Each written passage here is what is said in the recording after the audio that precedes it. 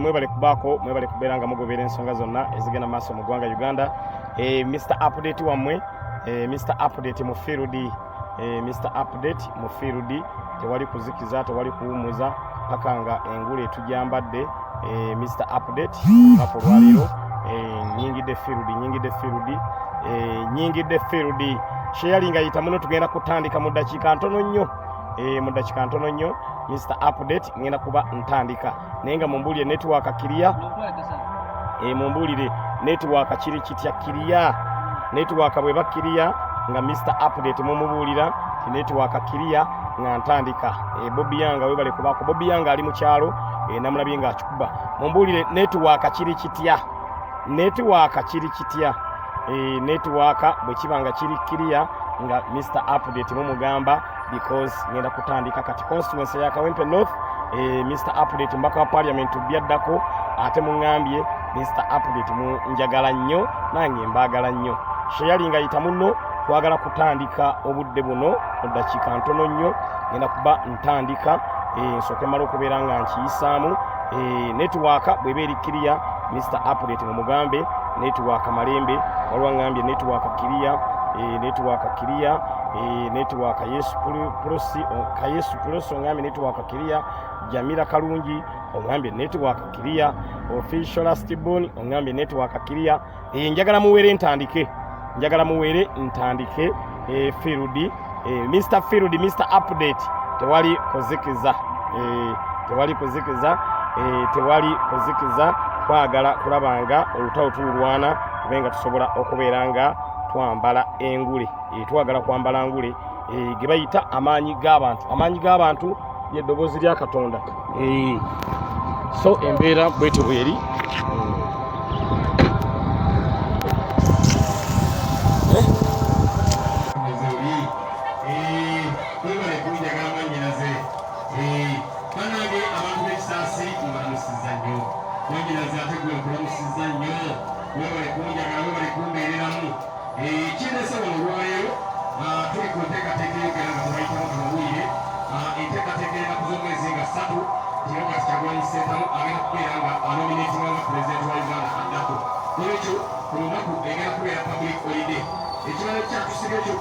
wabadde musango gw'omwalengedde gwe twawangudde banange tekyabadde kyakusaaga gwe twawangudde omusango ogwo teri muntu ataasanyuse ng'omusango ogwo taguwangudde nolwekyo ekyo lyabadde essanyu lya buli muntu yenna buli muntu yasanyuse ng'omusango tuguwangudde olwekyo kyendala okubategeeza twatandise entandikwa y'okulaba nga eggwanga lino Uganda tulemulwa era entandikwa yatandikidde ku musango ogwo nolwekyo mbasaba baganda baffe nakuzomwezi nga 3 muteeke ku kalenda ti empologoma y'emagere pulezidenti wa Uganda Kakoba Kyagulanyi Ssentamu agenda yeewandiisa awo tere tugende mu kalulu oyogerawo ekiva mu mpale yeebya pulezidenti Kakoba Kyagulanyi Ssentamu tulina omukisa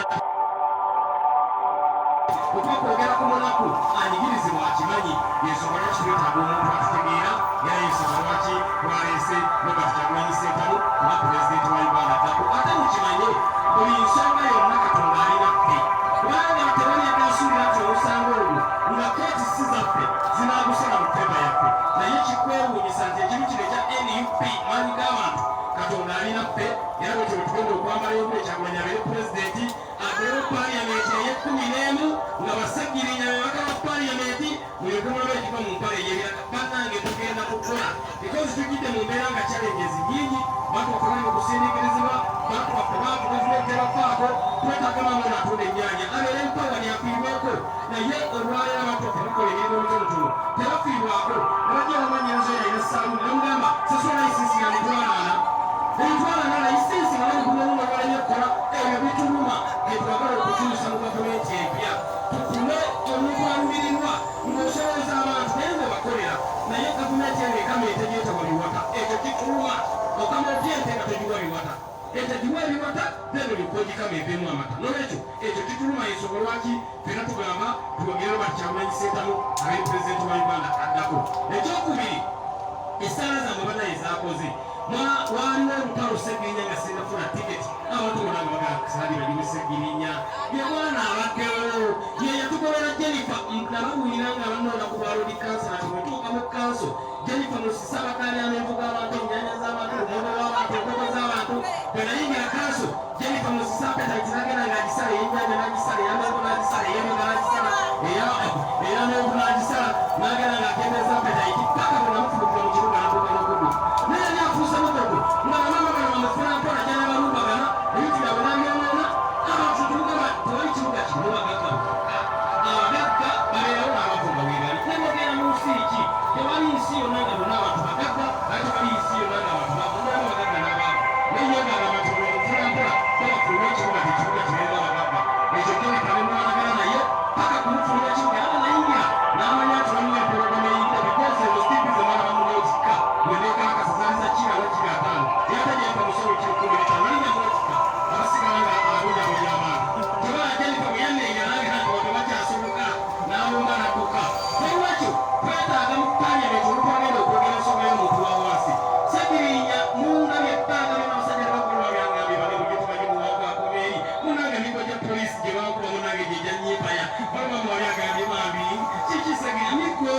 migo abasajja gye bakubye emingi nolwekyo olaba nga baŋumira emigo njagala musindike mu paliamenti ogirako nekyali migo nga mbeera kufuna paliamenti nteese ngegere ku nsonga ensoma banakaloope kati oluguudo nga luno jasi guleetanga matoku national importance kufuna paliamenti oluguudo nolukola bikoze enguudo ebyonebwewala zikoleddwa lwaki mu bikyagaanyi nange njagala muneesige Ssegirinya munnoone ku tiketi eya ambuleera nange mbeeko kyenkulambirira ku bantu b'ekisaasi wano mumanye nti mutuufu omukulu gwe twoleesa Ssegirinya musajja mukozi olwekyo ebintu ebyange musalumira ku TV mwandaba ku TV nga nze akise ne bakuba emigo negenda ku paliamenti essuula oluwero ne bakubutira emisinde emigo ne gitokota tuli onyala mu paliamenti musindikeyo nga tewakyaliko nga baganya emisinde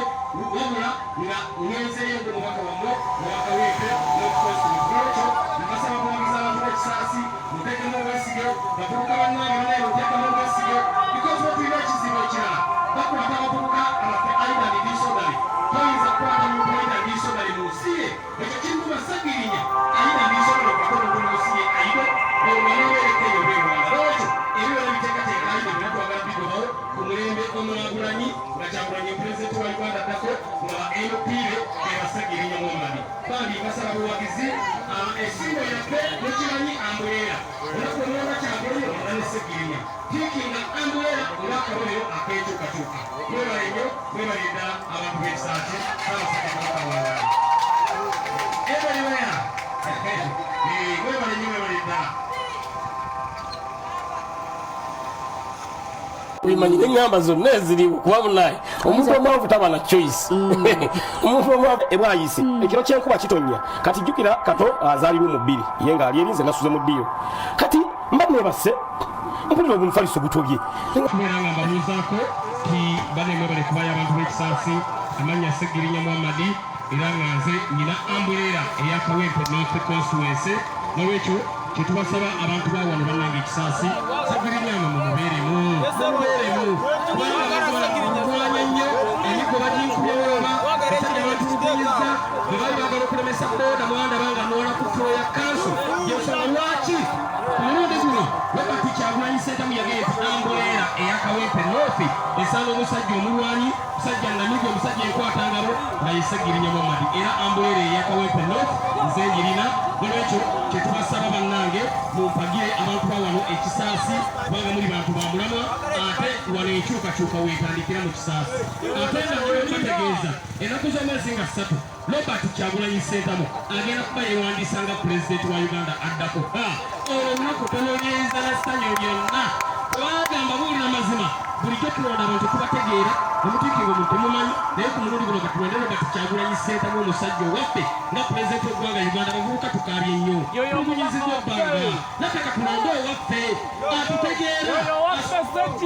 gwosobola ogamba nti nasuuza enjala n'amanya gwosobola ogamba nti bangobye mu nnyumba n'amanya gwosobola ogamba nti eddagala egenda kubeera public holiday mu ggwanga Uganda tali mulimu gwonna gugenda kukolebwa tugenda kuba tuwerekera empologoma y'emagere ate mwe muyine abantu bawano muyina omukisa togumulabanga nti State House ebeebaliraanye osala busaze ekkubo wali nga babi akufundira kacyayi ng'olya ttooke liboobeeze wano muba kumpi nnyo ne State House egenda kudda wano magere olwekyo mbasaba bannange tuwagire Robert Kyagulanyi Ssentamu nga pulezidenti wa Uganda addako ekirala baganda bange kyenjagala obategeeza nti lwaki Ssegirinya njagala mbeera omubaka wa paliamenti nti mungezesezzaako mu kanso nga mundaba nga situula sizikiza Jennifer Musi yalina enkola we namusangira mu kanso nabasuubiza namagaa bwe ntuuka mu kanso Jennifer Musi ngenda kulwagana n'empaka mugoba ezo tipi ze mwana neetika zaali za kira na kira 5 naye Jennifer namugaaga oli wa kira 2 tojja kunnema kwetika bwana Jennifer bw'otaka ku muntu wa wansi era bwe nayingira mu kanso Jennifer nagaa kati tabu ezze yali afuuse tabu ne tumukubba paka we yadduka ne bodaboda yali agala azigole mu kibuga ne nolwagana naye paka nafulumya Kampala because emirimu gino egya bodaboda gituyambye nnyo mulimu mukoze gw'amaanyi muweerera abaana muzimbye amayumba mukoze buli kimu kyonna ekyamaanyi naye tebabalabawo mulonde MP agenda okubeera ng'atuusa eddoboozi lyammwe mulonde pulezidenti agenda okubeera ng'atuusa eddoboozi lyammwe naye bati Kyagulanyi Ssentamu ekyo mwebale nnyo mwebale nti twagala zira kati munaye nga ngamba kyonna nga ga kinyama kiyogera nga muga nti nyama nga bafumbira awo emmere nga tulya bwe tumala okulya Ssegirinya nga twebaka kati nfuna challenge gy'otolabanga koolu